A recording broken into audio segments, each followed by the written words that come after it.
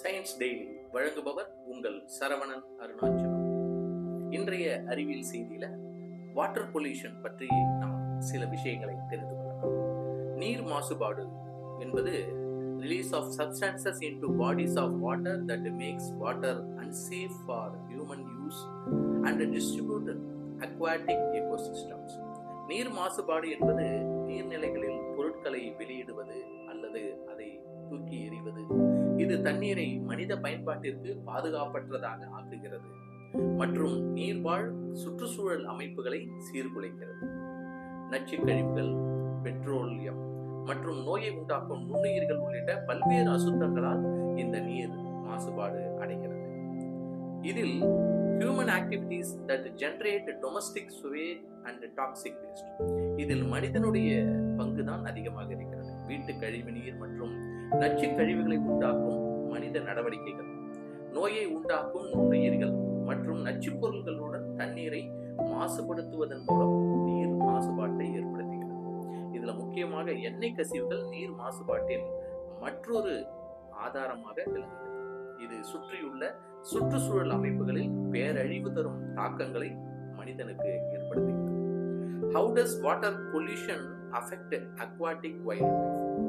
இது நீர் மாசுபாடு நீர்வாழ் வனவிலங்குகளை எவ்வாறு பாதிக்கிறது என்றால், கழிவுநீர் ஆல்கா வளர்ச்சியை ஊக்குவிக்கும்.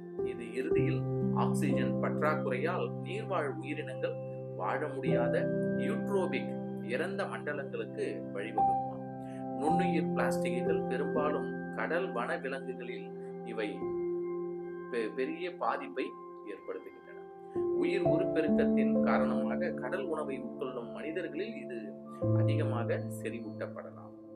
2010 நடந்த ஒரு ஆய்வுல டீப் வாட்டர் ஹொரைசன் எண்ணெய் கழிவு போன்ற எண்ணெய் கசிவுகள் பல்வேறு கடல் உயிரினங்களை, இந்த கடல் வாழ் உயிரினங்களுக்கு மிகப்பெரிய கெடுதலாக அமைந்து விடுகின்றன. அவை இறக்கும் நிலைக்கு தள்ளப்பட்டன.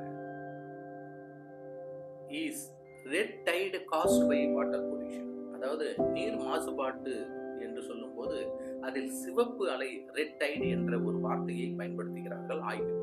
அப்ப சிவப்பு அலை என்று சொல்லும் போது ஒரு ஊக்கியாக மனித செயல்பாடுகளை சுட்டிக்காட்டினாலும் விஞ்ஞானிகள் அதன் காரணம் பற்றி உறுதியாக சொல்லவில்லை.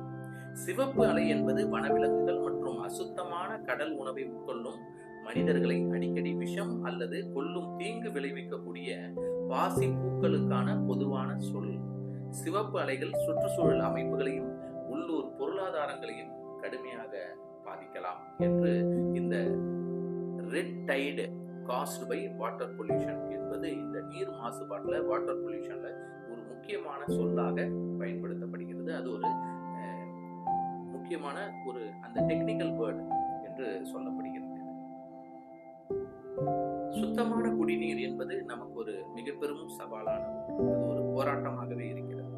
அந்த வகையில இந்த நீர் மாசுபடுத்திகள் என்பது எவற்றை நாம் சொல்கிறோம் என்றால், நோய்க்கிருமி நுண்ணுயிர்கள், அழுகக்கூடிய கரிம கழிவுகள், உரங்கள் மற்றும் தாவர ஊட்டச்சத்துக்கள், நச்சு ரசாயனங்கள், படிவுகள், வெப்பம், பெட்ரோலியம் எண்ணெய் வகைகள் மற்றும் கதிரியக்க பொருட்கள் உட்பட பல்வேறு வகையான பொருட்களால் நீர்நிலைகள் மாசுபடுகின்றன.